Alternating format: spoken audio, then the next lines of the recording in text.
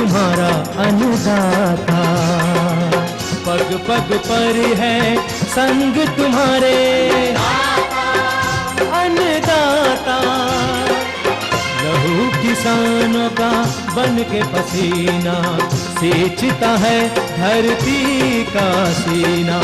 मेहनत का तेरी हक दिलवाने, नई तकनीक नई खोज बताने।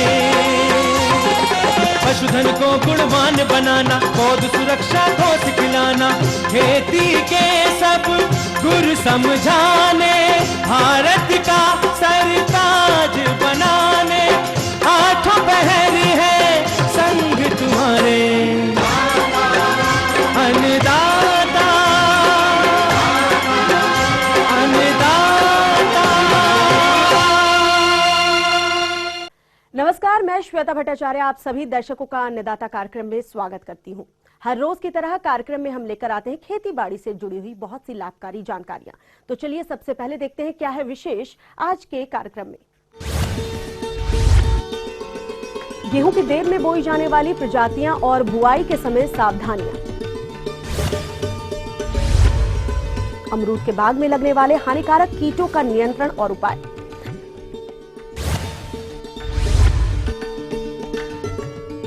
पॉली हाउस के उचित रखरखाव पर जानकारी।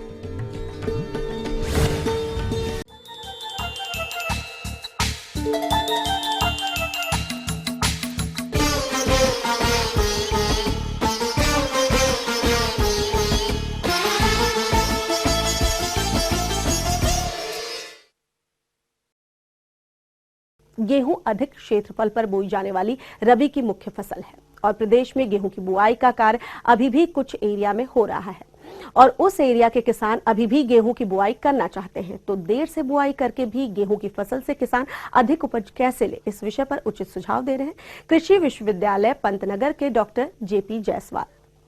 और आपको बताना चाहूँगा कि जो गेहूं के समय से बुआई का था वह 30 नवंबर तक वैज्ञानिक रूप से। अब यह समय नज़दीक आ गया है, तो अब जो आप बिजाई करेंगे वो देर से बुआई का होगा, जो कि हम कहते हैं कि अब 1 दिसंबर से 25 दिसंबर के बीच में कर लें। तो उसके लिए जो वैरायटी हैं संस्तुत वो अलग होती हैं बिल्कुल, क्योंकि ऐसी वैरायटी हम संस्तुत करते हैं जिसका कि जल्दी से जल्दी पक जाए, उन पर तापमान का अधिक प्रभाव न पड़े। तो इसके लिए हमारे विश्वविद्यालय से 2 बहुत अच्छी प्रजातियाँ विकसित की गई हैं, यूपी 2526, यूपी 2565। इसके अलावा हिसार की वैरायटी है WH 1021 और दूसरी वैरायटी एक है लुधियाना की PBW 590। तो ये वैरायटी हैं जिनको कि आप देर से बुआई करके भी अच्छी उपज ले सकते हैं। जब हम देर से बुआई करते हैं तो उसमें थोड़ा जमाव पर भी फर्क पड़ता है, टिल्लिंग पर भी फर्क पड़ता है, इसलिए करीब 25% बीज हम ज़्यादा बोते हैं। सामान्य दशा में हम जो 100 किलोग्राम बोते हैं प्रति हेक्टेयर, वह विलंब के दशा में 125 किलोग्राम प्रति हेक्टेयर बिजाई करते हैं। और इसके लिए आपके जो फर्टिलाइजर है, उर्वरक है, उसकी मात्रा नाइट्रोजन जो कि हम अब रिकमेंड किए हैं, संस्तुत किए हैं 150 किलोग्राम प्रति हेक्टेयर, उसको घटा करके 120 किलोग्राम प्रति हेक्टेयर कर देते हैं। फास्फोरस पोटास क्रमशः 60 किलोग्राम और 40 किलोग्राम प्रति हेक्टेयर की दर से आप डालें। अच्छा तो यही रहे कि आप अपनी मिट्टी की जाँच करा लें, जाँच कराने के बाद उसमें उर्वरक का प्रयोग करें। और जो हमारे मुख्य पोषक तत्व हैं, इनके अलावा जो हमारे सूक्ष्म पोषक तत्व हैं, इनका भी बहुत महत्वपूर्ण है, बहुत महत्व है खास करके खेती में। और जो हमारे तराई क्षेत्र की भूमि है उसमें क्रमशः देखा जाता है कि जिंक की कमी है। तो इसलिए आप यदि जिंक की कमी है तो करीब 25 किलोग्राम जिंक प्रति हेक्टेयर आप अवश्य डालें, जिससे कि आपके पौधों की बढ़वार अच्छी हो। और इसमें जो फास्फोरस पोटास है और 1/3 नाइट्रोजन की मात्रा है, बुआई के समय डाल दें। और जो नाइट्रोजन की मात्रा बचती है 1/3 क्रमशः 2 बार में इसको आप डाल दें, प्रथम सिंचाई के बाद और दूसरी सिंचाई के बाद। उसमें आवश्यकता इस बात की है कि जब हम समय से बुआई करते हैं तो पक्ति से पक्ति की दूरी 20 सेंटीमीटर रखते हैं। विलंब से बुआई करते हैं तो वह दूरी घटाकर 18 सेंटीमीटर कर देते हैं, जिससे कि आपकी पॉपुलेशन जो पौध की संख्या है प्रति हेक्टेयर बढ़ जाए। और इस संबंध में आपको कोई भी जानकारी चाहिए विश्वविद्यालय से तो आप 9411159751 पर आप संपर्क कर सकते हैं। ये थी कुछ उपयोगी जानकारियां। अब लेते हैं एक छोटा सा ब्रेक, जल्द लौटेंगे और कार्यक्रम में आगे है महत्वपूर्ण जानकारियां। बने रहिए हमारे साथ। अमरूद के बाग में लगने वाले हानिकारक कीटों का नियंत्रण और उपाय।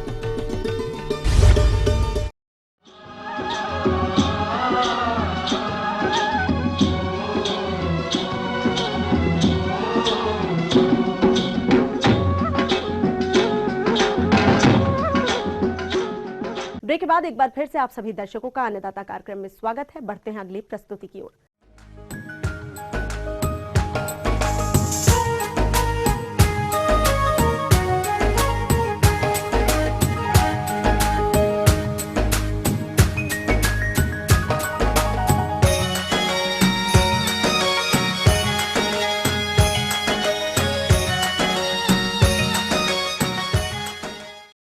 अमरूद के बागों में बहुत से हानिकारक कीट लगते हैं जो कि फल वृक्षों और फलों को नुकसान पहुंचाते हैं। किसान भाइयों, अगर आपने भी अमरूद का बाग लगा रखा है तो बाग से प्रतिवर्ष अधिक फलन के लिए कीटों का नियंत्रण कैसे करेंगे, इस विषय पर विस्तृत जानकारी लेते हैं कृषि विश्वविद्यालय पंतनगर की डॉक्टर पूनम श्रीवास्तव से।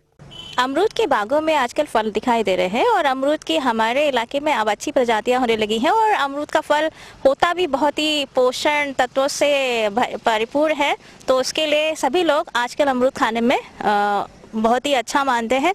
तो लेकिन इसके साथ साथ एक बात का हम कई बार देखते हैं कि जब अमरूद को छीलते हैं या खाते हैं तो उसके अंदर सूढ़ियाँ नज़र आती है और कई बार तो लार्वा या सूढ़ी भी, एक सूढ़ी भी नज़र आता है। तो दो तरह के कीड़े अमरूद में मुख्यतः नुकसान पहुँचाते हैं। तो इसके लिए एक बहुत ही आसान तरीका है और मैं सभी किसान भाइयों से अनुरोध करूँगी कि अमरूद के जब फल लग जाते हैं पेड़ पर तो किसी भी हालत में कोई भी छिड़काव ना करें किसी भी रसायन का, क्योंकि ये हमारी स्वास्थ्य के लिए और हमारे पर्यावरण के लिए भी अच्छा नहीं होता है।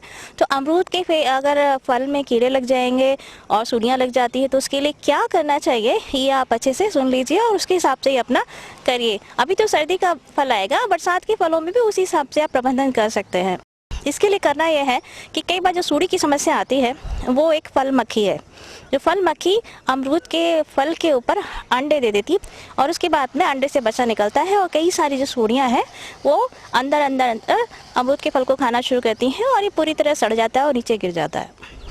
हालांकि इन दिनों उसकी समस्या कम आ रही है। और एक दूसरी जो सूढ़ी है वो है कि एक या दो सूढ़ी होती हैं, वो छेद करके उसमें छेद दिखाई देता है, छेद करके अंदर चली जाती हैं और वहाँ से काला सा और उसका जो स्कीटा है यानी कि जो मल जिसे कहेंगे वो निकलना शुरू हो जाता है। तो उस तरह की समस्या भी वो कच्चे फलों में जो पक्के मतलब जिनकी सतह कठोर होती है उसमें नज़र आता है। तो ये दोनों ही जो सूढ़ियाँ हैं वो काफ़ी हद तक बिक्री को प्रभावित करती हैं और फलों को प्रभावित करती हैं।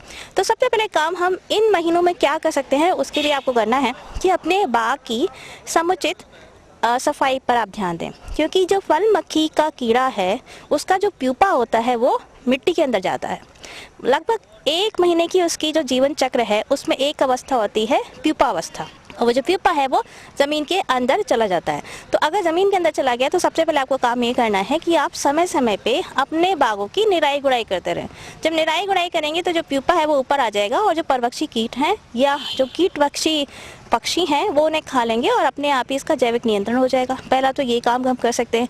दूसरा, जितने भी अमरूद सड़कर नीचे गिर जाते हैं, कई बार हम इन्हें छोड़ देते हैं ऐसे ही, तो वो क्या करते हैं, एक तो फल मक्खी के जो वयस्क उनको आकर्षित करते हैं, कीड़ों की समस्या को बढ़ा देते हैं और वो वहाँ आएंगे और जो नए फल होंगे उनके ऊपर अंडे देना शुरू कर देंगे और उसके बाद उसमें फिर से वो समस्या आ जाएगी, यानी उनका जीवन चक्र लगातार बना रहेगा। तो इसके लिए ये करना है कि हम जितने भी सड़े हुए फल ज़मीन पे गिर जाते हैं उनके लिए आप प्रबंध करें। इन सब के अलावा आप रसायनों के अगर यूज़ करना ही चाहते हैं तो हम एक आसान सा तरीका बताते हैं जिसका नाम है मिथाइल यूजिनॉल बॉटल ट्रैप। कुछ नहीं करना है, इसमें एक प्लास्टिक की बोतल लेनी है, आप रसायन ले लीजिए डाइक्लोरोवास, एक मिथाइल यूजिनॉल नाम का रसायन मार्केट में आसानी से उपलब्ध है उसको ले लीजिए, और एक अल्कोहल स्प्रिट जिसे कहते हैं अल्कोहल। 3 चीज़ें आपको लेनी है। इनका जो आप अनुपात रखेंगे वो रखेंगे 6:4:1, यानी अगर आप 4 ml मिथाइल यूजिनॉल डाल रहे हैं तो 6 ml आपको अल्कोहल डालना है और 1 ml आपको डाइक्लोरोवास। इन तीनों चीज़ों का आपको घोल बना लेना है और किसी प्लास्टिक के बर्तन में रखना है। अब आपने क्या करना है कि जो लकड़ी होती है प्लाईवुड, ऐसी लकड़ी जिसमें सोखने की क्षमता सबसे ज़्यादा हो, उस लकड़ी के टुकड़ा लेना है। और टुकड़े की जो माप है वो इस प्रकार है, 5 सेंटीमीटर चौड़ाई, 5 सेंटीमीटर लंबाई और 1 सेंटीमीटर मोटाई। तो आप जो है इस चौकोर टुकड़ा जो है बना लीजिए और इन टुकड़ों को आप उस घोल में भिगा दीजिए। जितने टुकड़े आपको चाहिए उस हिसाब से आप मात्रा बना सकते हैं। अब 24 घंटे तक इन टुकड़ों को आप इस घोल में रखेंगे डुबा के। अगले 1 या 2 दिन में जब आप देखेंगे कि टुकड़ों ने पूरी तरह से वो घोल सोख लिया है, तो अब आप डोरी की सहायता से उसको बांध लेंगे। अब बांध के क्या करना है, हम एक प्लास्टिक की बोतल की बात कर रहे थे, आप बिस्लेरी की या पानी की जो भी बॉटल होती है प्लास्टिक की, उसको ले लेंगे। उसमें एक चौकोर कट बनाएंगे बीचों बीच में, और उस चौकोर कट में से इस लकड़ी के टुकड़े को डाल के और धागे से ऊपर खींच लेंगे। अब क्या करना है कि इसको आपने लटकाना है 20 पेड़ों के बीच में एक ट्रैप। ये ट्रैप तैयार हो गया है और 20 पेड़ों के बीच में एक ट्रैप काफ़ी है और ये लगभग 1 महीने तक चलता है। आप दूसरे दिन से देखना शुरू करेंगे कि जो फल मक्खी का वयस्क है वो इसके अंदर आना शुरू हो जाएगा। मिथाइल यूजिनॉल जो रसायन है वो जो है कीड़े को आकर्षित करता है, और डाइक्लोरोवास कीटनाशी है। जब आकर्षित होकर कीड़े इसके पास आएंगे बॉटल में, तो डाइक्लोरोवास उनको अपनी गंध से मार देगा। तो ये आप बहुत ही अच्छा उपाय है और बहुत सस्ता पड़ता है, कम लागत में इसको आप इस्तेमाल कर सकते हैं और फल मक्खी का आराम से नियंत्रण कर सकते हैं। कई बार देखा है कि फल मक्खी के अलावा एक भेदक, जो फल भेदक, मैं सूढ़ी की बात कर रही थी, फल भेदक भी लग जाता है। अब फल भेदक जो है वो कच्चे फलों में स्टार्ट करता है, तो इसके लिए आप ध्यान रख सकते हैं कि शुरुआती तौर पर जब फल छोटा होता है उस समय अगर आपको दिखाई दे रहा है कि अगर उसमें छोटे छेद हो गए, तो उन छेदों को इकट्ठा कर लीजिए, छेद वाले फलों को, और उनको नष्ट कर दीजिए, या किसी गाय को या वैसे ही आप इस्तेमाल कर सकते हैं, उन्हें अलग कर दीजिए। दूसरा, अगर बहुत ही ज़्यादा समस्या अगर सूढ़ी की आ रही हो, तो आपने करना ये है कि बहुत ही जो कम हानिकारक रसायन है आप उनका इस्तेमाल करेंगे। जैसे कार्बारिल आप कर सकते हैं, मोनोकोटोफास कर सकते हैं 2 मिलीलीटर प्रति लीटर पानी की दर से। लेकिन ध्यान रखना है कि फल जब छोटा है उसी समय इस्तेमाल करना है। जब फल पक जाएगा तो उस समय किसी भी कीटनाशक का आप छिड़काव नहीं करेंगे, और अगर आप छिड़काव कर भी रहे हैं तो कम से कम 15 दिनों तक आप फलों की तुड़ाई नहीं करेंगे। तो इन चीज़ों का ध्यान रखेंगे तो फल भेदक और फल मक्खी से आपकी समस्या का समाधान हो जाएगा। कई बार किसान भाई बताते हैं कि उनकी पत्तियों पे कुछ छेद हो गए हैं, उन्हें किसी बीटल ने, भृंग ने खाया होता है, लेकिन वो अक्सर दिन के समय दिखाई नहीं देता है। अक्सर वो रात में आता है, किसी तरह की जिग जैग की तरह से गलियां सी बना लेता है, पत्तियों पे पूरी तरह की कटिंग हुई होती है। वैसे तो उससे घबराने की ज़रूरत नहीं है क्योंकि वो बहुत ज़्यादा नुकसान नहीं करता है, लेकिन फिर भी अगर आपको लग रहा है कि वो कीड़ा आपके खेतों में जा रहा है, आपके बाग में आ रहा है, तो आपको करना ये कि वो कीड़ा रात में आता है, शाम होने के बाद, और रात भर में खाएगा और सुबह चला जाएगा, इसलिए आप कभी भी उसको देख नहीं पाते हैं। तो उसके लिए करना यह है कि जब आप साफ़ सफाई करेंगे अपने यहाँ पे, तो जितनी भी गिरी हुई सूखी पत्तियाँ हैं उनको बाग के बीचों बीच रख दें, और शाम के समय लगभग 4 या 5 बजे आप उसमें धुआं कर दें। अब धुएं से क्या होगा, काफ़ी शक्तिशाली होता है धुआं, और सारे कीड़ों को बाहर कर देता है, उनको अंदर आने नहीं देता है। तो कीड़े, और आप हवा की दिशा का ध्यान रखेंगे कि वो आपके बाग के अंदर ही जाए। आगे और भी है कुछ रोचक जानकारियां, पर यहाँ पर रुकेंगे एक ब्रेक के लिए, जल्द हाजिर होते हैं। पॉली हाउस के उचित रखरखाव पर जानकारी।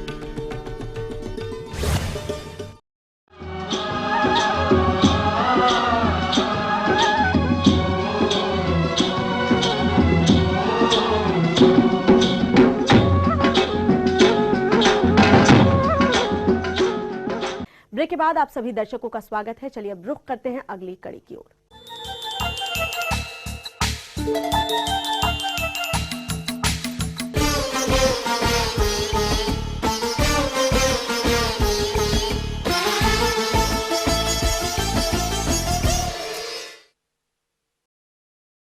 प्रदेश के जो किसान भाई पॉली हाउस में विभिन्न प्रकार के सब्जियों और फूलों की खेती कर रहे हैं, वो पॉली हाउस का उचित देखरेख करते रहे, जिससे कि पॉली हाउस अधिक समय तक चलता रहे, जिससे कि बोई गई फसल से अच्छी उपज मिलती रहे। तो किसान भाइयों, पॉली हाउस का प्रबंधन किस प्रकार से करना है, इस विषय पर जानकारी के लिए आइए मिलते हैं एक कृषि अभियंता SK निराला से। पॉली हाउस को केयर और मेंटेनेंस करने के लिए हम सबसे पहले यह ध्यान देंगे कि जो पॉली हाउस जो बनाते हैं उसका डायरेक्शन बहुत ही इंपॉर्टेंट चीज होता है कि गटर की जो डायरेक्शन होती है उसमें वह नॉर्थ और साउथ होना चाहिए, ताकि जनरली जो हवा चलती है पूरब से पश्चिम चलती है तो हवा जो है आसानी से उसके ऊपर से आर पार हो जाए, उसको स्ट्रक्चर को कोई नुकसान नहीं पहुंचे।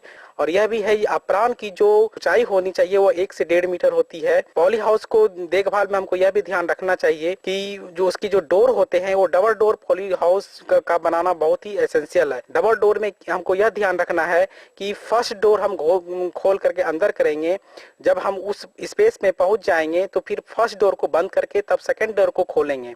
और यह भी ध्यान रखना पड़ेगा कि जो बीच का जो स्पेस है सेकेंड डोर और फर्स्ट डोर का जो स्पेस है उसको हमेशा जो है वो पोटेशियम परमैंगनेट से छिड़काव करके रखेंगे, ताकि कोई भी इंसेक्ट उसके अंदर नहीं जा पाए, वहां तक पहुंचे। फर्स्ट डोर खुला हुआ भी रह जाएगा तो सेकंड डोर को हमेशा बंद रखना है, और उस स्पेस में अगर कोई भी इंसेक्ट पहुंचेगा तो जो उसकी जो है वो वहीं पर वो समाप्त हो जाएगा। और हमको टेम्परेचर को हमेशा ध्यान रखना पड़ेगा, उसके अंदर रिलेटिव ह्यूमिडिटी क्या है वो सब हमेशा ध्यान रखना पड़ेगा। तो टेम्परेचर को कम करने के लिए और ज्यादा करने के लिए वह निर्भर करता है कि आपका मौसम किस तरह से है। जैसे कि ठंडी के दिन में खास करके जो है बहुत बाहर में बहुत ज्यादा ठंड होती है, तो पॉली हाउस में क्या होता है कि बाहर के अपेक्षा हमेशा जो है नेचुरली हमेशा जो है वो 5 से 7 डिग्री टेम्परेचर ज्यादा ही होता है, क्योंकि पॉलीथीन जो होती है वो अल्ट्रावायलेट रेजिस्टेंस पॉलीथीन होती है, जो उसमें सनलाइट की जो वेवलेंथ चली जाती है वो बाहर नहीं निकल पाता है। इसी कारण क्या होता है कि हमेशा गर्म रहता है। तो ठंडी के दिन के लिए तो वो बहुत ही फेवरेबल है,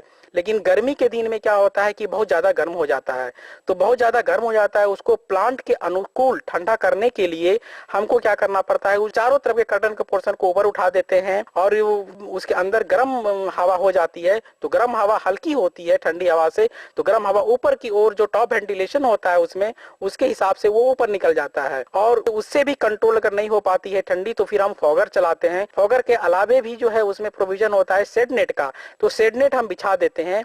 अगर ज्यादा आपके यहाँ टेम्परेचर की बढ़ोतरी है तो आप जो है डिफरेंट शेड नेट की जो शेडिंग होती है वो करते हैं। ऐसे 50% शेड नेट के लिए जो वो रिकमेंडेड है, और नेचुरली वेंटिलेटेड हमारे यहाँ जो है वो सक्सेसफुल है। ऐसे पॉली हाउस बहुत तरह के होते हैं, नेचुरली वेंटिलेटेड होता है, फैन पेड कूलिंग सिस्टम होता है, लेकिन बिजली उसके लिए जो है बहुत एसेंशियल होता है। इसलिए हमारे यहाँ बिजली की थोड़ी प्रॉब्लम है, तो बिजली को देखते हुए हम लोग जो है नेचुरली वेंटिलेटेड को ही रिकमेंड करते हैं कि किसान नेचुरली वेंटिलेटेड को अडॉप्ट करे और अधिक से अधिक जो है वो अपना मुनाफा लें। और पॉली हाउस को ध्यान में यह भी रखना है कि जो हम बनाएंगे वह साइड जो है वो पॉल्यूशन फ्री होनी चाहिए। इसकी जो प्लास्टिक की जो स्ट्रेंथ होती है, यूवी स्टेबलाइज जो पॉलिथीन होती है, इसकी स्ट्रेंथ तो वो 2 से 3 साल होता है, लेकिन ये प्रैक्टिकली जो ये 4 से 5 साल तक चलती है। तो क्या होता है ज्यादा दिन हो जाने पे इसकी जो पॉलिथीन सीट होती है उसमें डस्ट वगैरह सब आ जाते हैं, तो उसके लिए हमको सर्फ की घोल बना करके उसको जो है अच्छी तरह से साफ कर देंगे तो फिर वो ट्रांसपेरेंट हो जाएगा, और जो सनलाइट है वो सनलाइट आसानी से अंदर आ जाएगा। इस तरह से उसके अंदर जो है पौधे जो है बहुत अच्छी तरह से फलवार देना शुरू हो जाएगा और अच्छी हरा भरा रहेगा। तो ये सब जो है विशेष चीज का ध्यान रखना पड़ेगा कि पॉली हाउस को हम किस तरह से मेंटेन कर सकें। ये भी बता दें कि पॉली हाउस में कभी भी जो है हम फ्लड इरिगेशन मीन जैसे हम बाहर की खेती करते हैं उस तरह से सिंचाई को नहीं देना है। सिंचाई हमेशा जो है वो ड्रिप इरिगेशन से देना है। ड्रिप इरिगेशन से क्या होता है कि उसका जो जड़ होता है वो अच्छी तरह से पानी को एब्जॉर्ब करता है और वो हल्का हल्का ही मॉइस्चर रहता है। ज्यादा मॉइस्चर उसके अंदर हो जाने पे फिर उसमें फंगस आना शुरू हो जाएगा और फिर उसको मेंटेन करने में बहुत ही परेशानी हो जाएगी। जो होता है वो भी बनाना बहुत जरूरी है, क्योंकि अगर आपके एरिया में अगर ज्यादा कभी कोई बारिश हो जाती है तो फिर क्या होगा कि उससे उस फाउंडेशन नहीं रहने से जो है क्या होगा, पानी अंदर घुस जाएगा। जब पानी अंदर घुस जाएगा तो फिर बहुत ही एडवर्स इफेक्ट पॉली हाउस के अंदर में पड़ेगा, चूंकि जल्दी सूखेगा नहीं, फिर आपका क्रॉप कल्टीवेशन सही समय पर नहीं हो पाएगा। तो चूंकि वो ओपन रहता नहीं है तो फिर बहुत ज्यादा जो है आप परेशानी में पड़ जाएगा। इसलिए जो है उसके इस तरह से हम बेस बनाएंगे कि बाहर का पानी पॉली हाउस के अंदर कभी घुस नहीं पाए।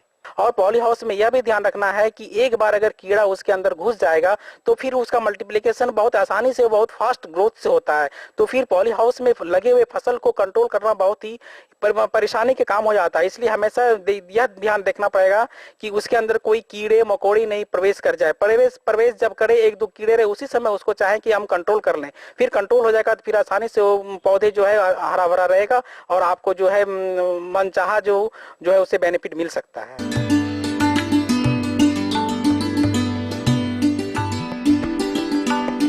अन्नदाता हेल्पलाइन निशुल्क फोन संपर्क सेवा के माध्यम से आपके द्वारा पूछे गए प्रश्नों में से 1 या 2 महत्वपूर्ण प्रश्नों को हम अपने कार्यक्रम में शामिल करते हैं। इसी के तहत आज का चयनित प्रश्न और उसका जवाब इस प्रकार है। निःशुल्क अन्नदाता हेल्पलाइन में आज हमने जिस प्रश्न को शामिल किया है उसे पूछा है मिर्जापुर के अजय चौधरी ने। आपने मुर्गियों में टीकाकरण पर जानकारी चाहिए है, तो इसके लिए देखिए कार्यक्रम का यह अंश। जैसा कि किसान भाइयों आप सभी जानते हैं कि मुर्गी पालन एक अत्यंत ही लाभदायक व्यवसाय है, परंतु जरा सी असावधानी से यह लाभ आपका पूरा नष्ट हो सकता है, क्योंकि थोड़े ही स्थान पे बहुत ज़्यादा पक्षी पाले जाते हैं। तो यदि किसी एक भी पक्षी में बीमारी हुई तो बहुत तेज़ी से फैल जाती है। और किसान भाइयों, जैसा कि मैं आपको बताऊं कि जितनी भी ठंडक, अब हमारा ठंडक का सीज़न आ रहा है, तो ठंडक के सीज़न में वायरल बीमारियां, विषाणु जनित रोग जो हैं, इनका प्रकोप ज़्यादा होता है और विषाणु जनित रोगों का कोई उपचार नहीं होता किसान भाइयों। तो इसका उपचार सिर्फ़ और सिर्फ टीकाकरण है, यानी बचाव ही इसका उपचार है। तो इसके लिए आपको टीकाकरण करना होता है।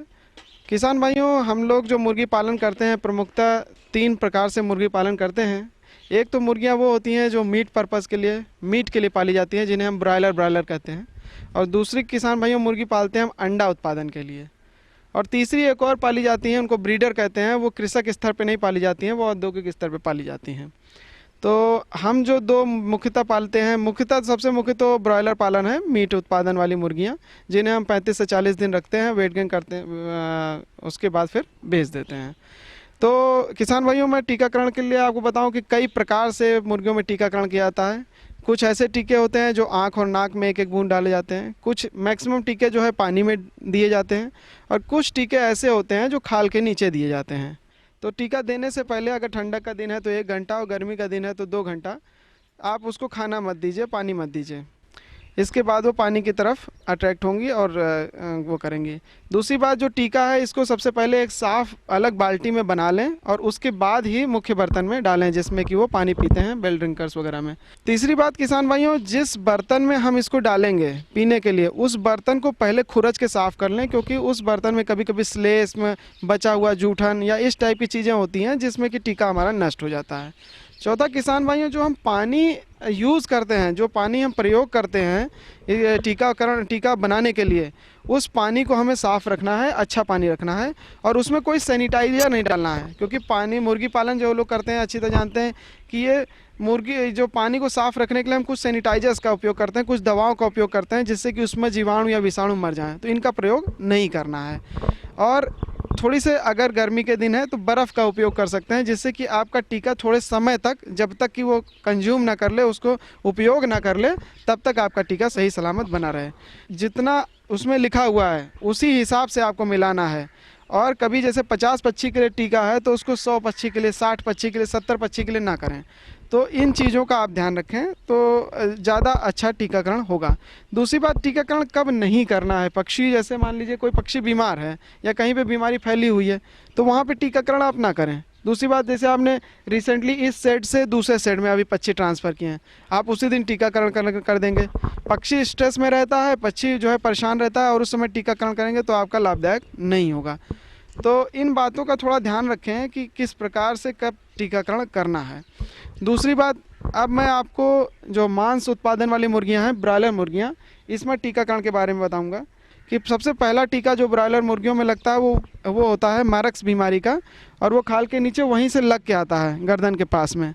तो वो आपको किसान भाइयों नहीं लगाना पड़ता, क्योंकि वो चूजे में पहले से लगा आता है। दूसरा टीका किसान भाइयों 6 से 7 दिन पे आपको लसोटा B1 या F1 स्ट्रेन का रानीखेत बीमारी का लगाना रहता है, जो कि आप पीने के पानी में मिला के लगा सकते हैं, जैसा कि पहले मैंने आपको बताया कैसे उपयोग करना है। तीसरा टीका किसान भाइयों 10 से 12 दिन पे गम्बोरो बीमारी या IBD, जिसमें सफ़ेद दस्त करने लगता है जानवर, उसका लगाना रहता है। तीसरा टीका किसान भाइयों फिर से हम रानीखेत बीमारी का लगाते हैं, F1 B1 या लसोटा। तो उसको भी हम लोग 18 से 21 दिन पे कभी भी लगा सकते हैं। इसके बाद किसान भाइयों, कुछ हमारे कृषक भाई हैं जो कि अंडा उत्पादन भी करते के लिए मुर्गियां पालते हैं, तो इसमें कुछ टीके अतिरिक्त लगाए जाते हैं। इन टीकों में प्रमुखतः रानीखेत बीमारी का किसान भाइयों 2 तरह का टीका आता है, एक किल्ड एक लाइव। तो जो लाइव टीका है इसको हम लोग लसोटा या B1 F1 बोलते हैं। ये हम 6 से 7 दिन पर लगाए हुए हैं। तो इसको 60वें दिन फिर से 60 से 70 दिन के बीच में R2B नाम की वैक्सीन आती है, इसे जो है खाल के नीचे लगाया जाता है इंजेक्शन के द्वारा, इसको लगा सकते हैं। दूसरा किसान भाइयों, 21वें दिन हम इसमें जो अंडा उत्पादन वाली हैं इनमें IB यानी इन्फेक्शियस ब्रोंकाइटिस का टीका लगाते हैं। तीसरा, इसमें 42वें दिन हम पॉक्स का टीका लगाते हैं, जिसको माता रोग कहते हैं।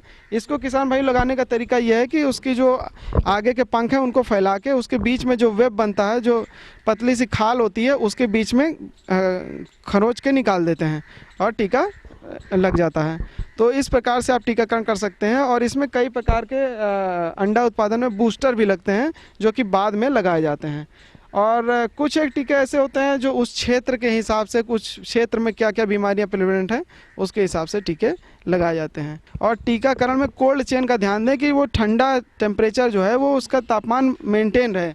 ऐसा नहीं हमने टीका ला के रख दिया उसको और फ्रिज में नहीं रखा। कुछ लोग क्या करते हैं, टीके को फ्रिज में रखना, उसको फ्रीजर में रख दिया कि ज़्यादा ठंडा कर दें बहुत बढ़िया रहेगा। ऐसा नहीं किसान भाइयों, टीके को एक उचित तापमान पर ही रखना है। जो टीका, हर टीके का अलग है, उस पर लिखा रहता है कि इसको 2 से 8 लिखा हुआ है, तो आप नीचे वाले फ्रिज के जो नीचे वाला है यानी जिसमें बर्फ़ नहीं जमती वहाँ रखना है। तो इस प्रकार से किसान भाइयों आप टीकाकरण करवाएं और अपने पक्षियों को स्वस्थ रखें, जिससे कि अधिक से अधिक मांस उत्पादन आप उनसे ले सकें।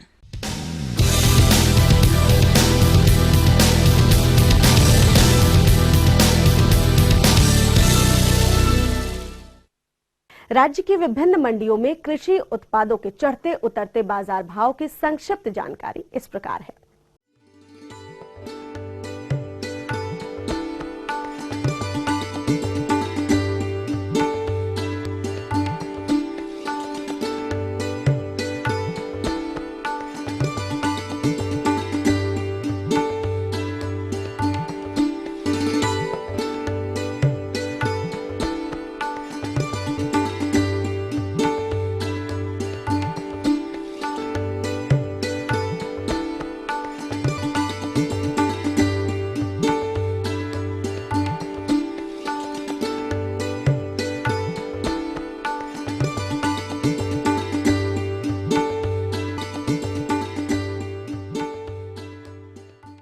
हम ये उम्मीद करते हैं कि आज का कार्यक्रम आप सभी दर्शकों के लिए उपयोगी रहा होगा। किसान भाइयों, अन्नदाता आपकी सेवा के लिए संकल्परत है।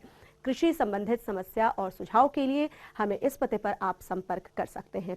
प्रोड्यूसर अन्नदाता, ETV Uttar Pradesh, Uttarakhand, Ramoji film city, Hyderabad 501512। साथ ही आप हमें ईमेल भी कर सकते हैं। हमारा ईमेल एड्रेस है annadaata.up@rate.etv.co.in। इसके अतिरिक्त आप हमें निःशुल्क हेल्पलाइन नंबर 1800108459 पर सोमवार से शनिवार सुबह 10 से शाम 4 बजे के बीच संपर्क कर सकते हैं। आइए देखते हैं कल दिखाए जाने वाले कार्यक्रम की मुख्य झलकियां। किसान दिवस पर अन्नदाता की विशेष प्रस्तुति,